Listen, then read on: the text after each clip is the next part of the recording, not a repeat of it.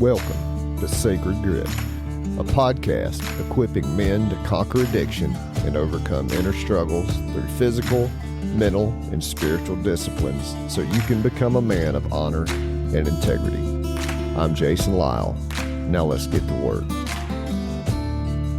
What's up, my dude? Welcome back to the Sacred Grit podcast. And today I'm here for a sponsor highlight. It's Brad Strawbridge with Capital City Roofing. You hear me talk about him all the time and the guys at Capital City.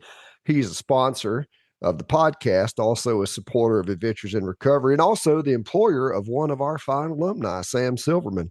And I wanted to have him on today and kind of highlight his story. So, Brad, thanks for coming on, brother. Jason, thanks for having me. I really appreciate it. And I appreciate what you're doing, man. This the Lord's work for real. Yeah, I agree. Yeah, for real. That's a good way to put it. I like it. Well, Brad, tell us a little bit about your recovery story. We're titling this episode Recovery to Roofs. And so share a little bit about your journey and what brought you to where you are now. You know, we all like to think we're special and unique, but my story is a lot like a lot of other folks. I had a kind of a rocky childhood, things like that. And I ended up still doing well in school, good grades, played sports, stuff like that. But then just like kind of like the prodigal son story, like to a T, rebelled really hard in my late teens, early 20s, and was just a knucklehead, right? And drinking and partying and chasing girls and all the stuff, all that stuff that you think is so cool when you're young. Just I did it, and it didn't agree with me, right? And so probably about, I think it was about 25. It's about 25. I had, kind of burnt every bridge around me. Nobody wanted me around anymore. I was homeless, right? Oh, wow. Yeah, didn't have a. How old are you now, Brad? I'm 38. Okay. So we're talking 13 years ago. Yeah, so I've got some time. I've got a little bit of time under my belt. Yep. But yeah, I had, I ran out of couches, to surf on, and I remember it was January whenever I decided to, go to treatment. And I was sitting in my truck. It's the only thing I hadn't lost. It was my truck. So I was sitting in my truck. It was cold, in a Walmart parking lot, because that's where I slept those days. You know what I mean? And I remember thinking to myself, like, man, like, this isn't, like, how did I get here? Right? Like, this isn't me. Like it's not who I am. It's not what I stood for. Like I was a Christian. I got saved when I was 5 years old, and I was, conscious of that decision that I made. And I'm like, I need to do something. So I called my dad, and obviously because of all the stuff that I had been doing, our relationship was super strained. So I called him, and I'm like, hey, I need help, And he's like, all right. He's like, come over. You can sleep on the garage this evening, and then in the morning we're gonna go see the pastor. And so I remember like driving that way over to his house, right?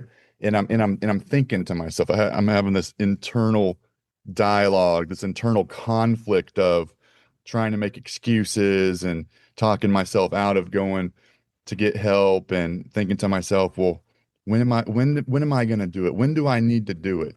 And right at that moment, a car cut me off in traffic, like really, really cut me off, to I almost like smashed in the back of it. And the license plate, it said, "Go now." Yeah.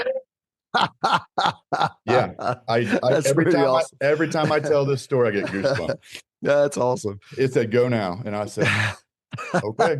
Got it. So I did. And the next morning we went and talked to my dad's pastor. He found a really, really great treatment center for me. Haven House Mission in Santa Rosa Beach. If anybody's watching this and they're struggling, look them up. Fantastic program. It's Christ-centered men's recovery. And it saved my life. It saved my life. It helped me. It helped me reconnect with my faith. It helped me. It saved my life. I can't say anything else about it. So I was there for 16 months. Um, ended up, Wow. yeah, I was there for 16 months. Because the first 12 months you work in the thrift store. They had Mm, that's the mission, right? They have thrift stores.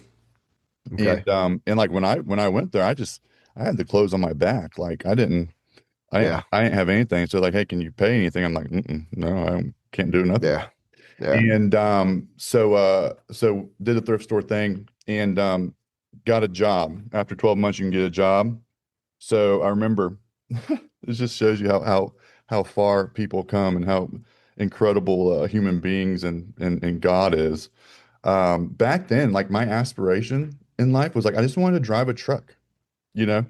Like, and particularly, I wanted to drive like a garbage truck, like waste management, which there's nothing wrong with these jobs. Don't get me wrong. No, not at I all. mean, we need these jobs, but like that was my big goal. Like that's Mhm. what I wanted to do. So I put an application in with waste management and then Lowe's and Home Depot driving truck. Okay. Hmm. So Lowe's gave me a shot. So went to work for Lowe's. I was transparent with them up front. Hey, look, I'm still in rehab. Hmm. This and that and the third, and they gave me a shot, and I started driving delivery truck, and then ended up doing really well at it. So they said, hey, we want you to be a manager. So became a department manager, and then then God just kept working in my life, right? So Hmm. I don't even know how many promotions in the middle of my, 11-year career there, but I ended up being a district manager for in-home services. Wow. Yeah, so From homeless to that. That's yeah, high up in the Lowe's world. I was over, I was over a lot. I had a very, very large P&L. I had a lot of employees, both direct and indirect, and I essentially represented Lowe's as their general contractor in the installation services. And so Yeah. that's where roofing came from because during COVID, I noticed that two of my product groups, we weren't just positive, we were double digit comping, so double digit increases Yeah. from the previous year. And it was roofing and it was HVAC. Hmm. And I picked roofing because, well, quite frankly, it's a little more exciting. And so I picked roofing, and I pivoted for a brief season and went to work for a commercial roofing company and helped them kind of scale their business and double in size in a short period of time. And then that's when I decided to do my own thing. And I'm really, really glad that I did because I think we were talking about it a little bit earlier, like because I'm a pastor. Also, I got licensed. I'm not ordained. I'm licensed. I got Hmm. licensed when I was in rehab Hmm. because back then I had a vision, and Hmm. God spoke to me, or a moment of clarity. Whatever you want to Sure. believe, it's Hmm. all true, right? Yep. So I very clearly saw what I needed to do to be successful, Hmm. and it had very little to do with helping myself. It was about helping others, right? Hmm. And being of service and giving back and um trying to be as little self-centered as possible, right? Yeah. Yeah. And and so I remember talking to my senior pastor before I took that big promotion to Atlanta when I was with Lowe's. And I was at a crossroads. I said if I take this, I'm not going to be able to serve a church because I won't be able to. I won't have the Right. capacity. Hmm. And he said, son, he said the church is everywhere. He said this is a building. He's like, Hmm. I choose to be in this building, and that's where I minister. He said you can minister wherever you go. That's right. And it was the truth, man. And I've been able to I feel like I've been able to help and influence far more people in the business marketplace than I might have, if confined to a congregation, Yeah. Well, we were kicking that before we went on the air, talking about, modes of helping people and sacred grit and adventures in recovery. And I love what you said because it's true. Everything is the church that, all believers everywhere are the church. And, sometimes I think that includes people that don't even necessarily know that that's what they're being at the moment. Yeah. And I think that's a beautiful thing. Well, tell us a little bit about Capital City Roofing. Tell us a little bit about what you guys do, what's your vision there. And folks that listen to this on the regular, they hear your name all the time. And so I'm sure they're calling or thinking about calling or might be calling. Just tell us a little bit about what all you guys do, what all you offer, and a little bit about the vision for Capital City as a benevolent company as well, because I know you're also giving a lot of money away.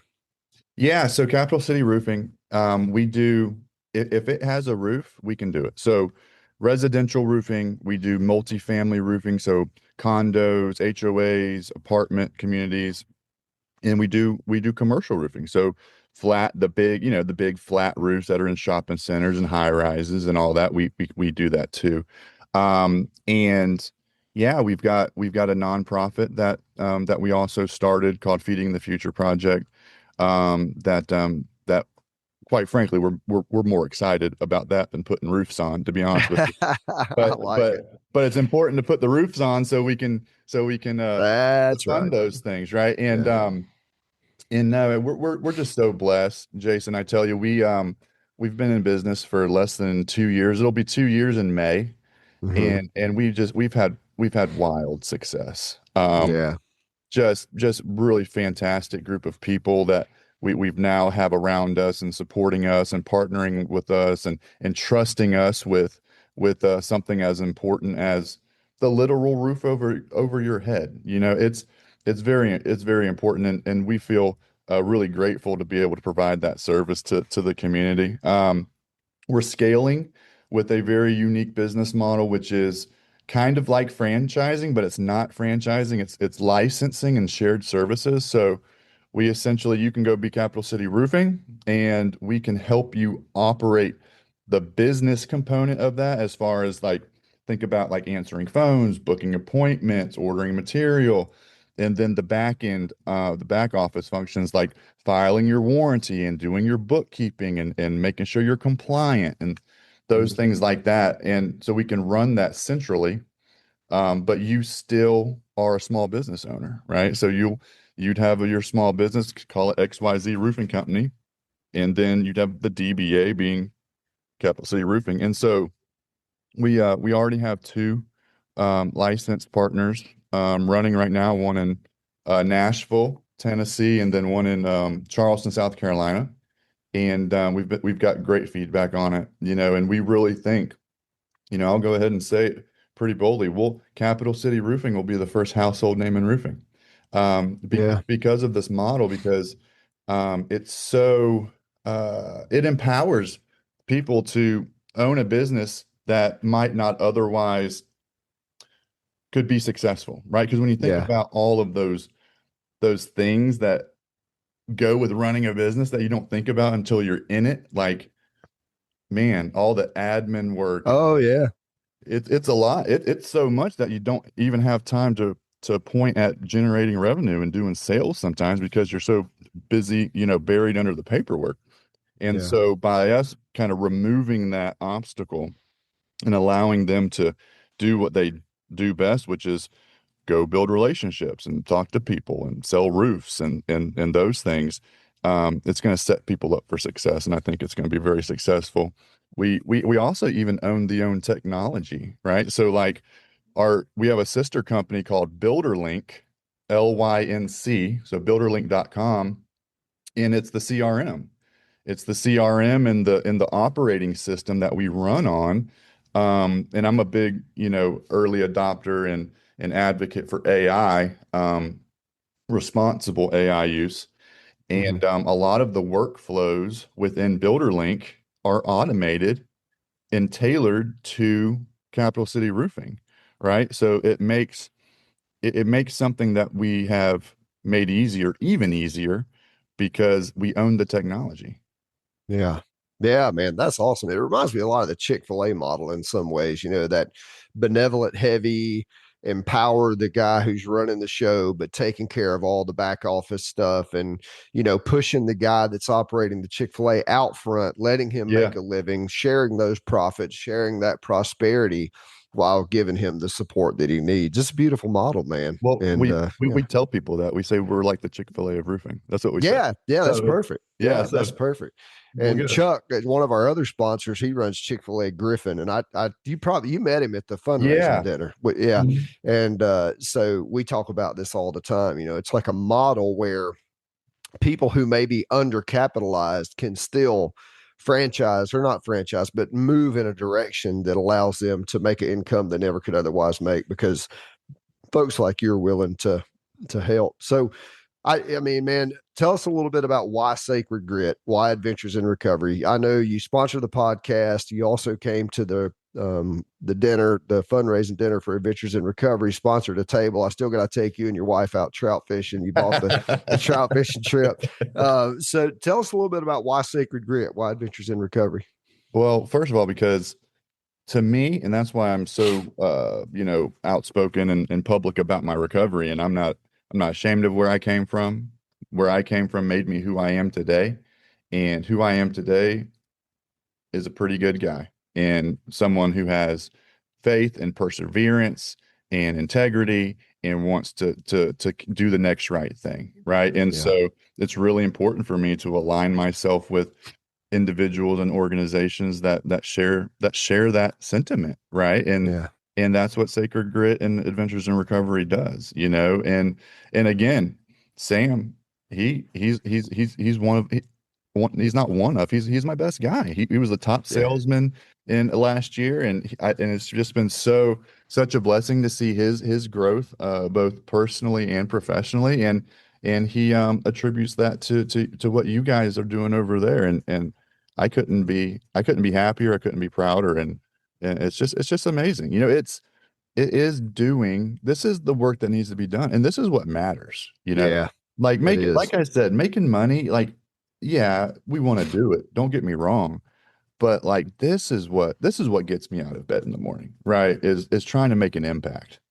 Yeah. Yeah. Make the world a better place one person at a time, man. If we Yeah, could do that, the money comes, that's right. the success comes because Yeah. we're investing in not just ourselves, we're investing in the community at large. And men specifically, man, I mean, men are struggling. And men account for 75 to 80% of all suicides reported. Men are, 80% more likely to have addiction they struggle with. Men are more, violent crimes. Like men are struggling. And these programs that help men, and then Capital City Roofing that employs men that are trying to get their way back out and not only employ them, but give them gainful employment. Sam was kind of sharing with me his goals and aspirations. I thought, dude, that is awesome, man. And it's just a beautiful thing.